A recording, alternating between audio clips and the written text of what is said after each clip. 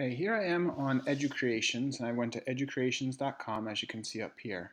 And what's really great about Educreations is that students can create accounts as well underneath you as the instructor or as the teacher of that class. So let me show you how that is done. You're going to come down here if you've never created an Educreations account, and you're going to click Teacher Sign Up.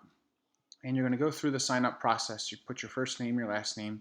Make sure you put some sort of email address that won't get caught in spam or a filter, your password, and confirm that password. I'm going to go ahead and log in because I've already created an account with Educreations. What's great about it is that you can log in with Google. So I'm going to log in here.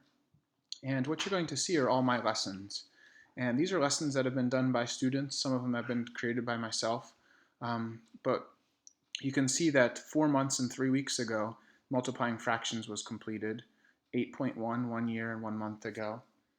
Adding and subtracting, looks like fractions, was done 1 year and 4 months ago. So that is really great, and those are where my lessons are, up here.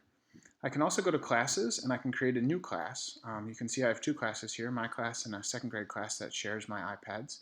So we have two classes in there, and I can create a new class by simply hitting the New Class button, giving it a name, Test Me, giving it a subject, and I'll say Professional Development, grade level, I'll say Higher Ed, and screencasts to help teachers with their new iPads. And I'm going to hit Create Class. And when I hit that Create Class, over here in the right-hand corner, it gives me a class code. So if students were to have iPads in their classrooms, Educreations is a free app. They would type in this 6-digit code here, HGPADCG, and they would join my class. And every time they would create a screencast, then it would become part of my class, and we would see those back here in the lessons. And so really, really powerful. So we can see that. And when I click on my learners, and I click on the student section, this is where all the students would be. And I've removed my students from this past year just because I'm going to get ready for this coming school year. So I've removed all of them, but you would see their name, their username, email address is optional, password, and then their last time they were active. So you can see if students are actually creating screencasts or not. If I go back to my lessons, I'll show you really quickly. The power of Educreations is that you can take any one of the lessons that you create, and this one's multiplying fractions. I'm going to pause it here. You have a bunch of different options down here. And here's the share option.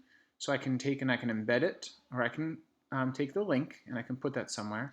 I can also add this to a class so that I can take this and I can add this to my test class. And then what that will do is that will also go back out to all the students so that the students can actually see this screencast. They can actually watch that screencast in Educreations on their account.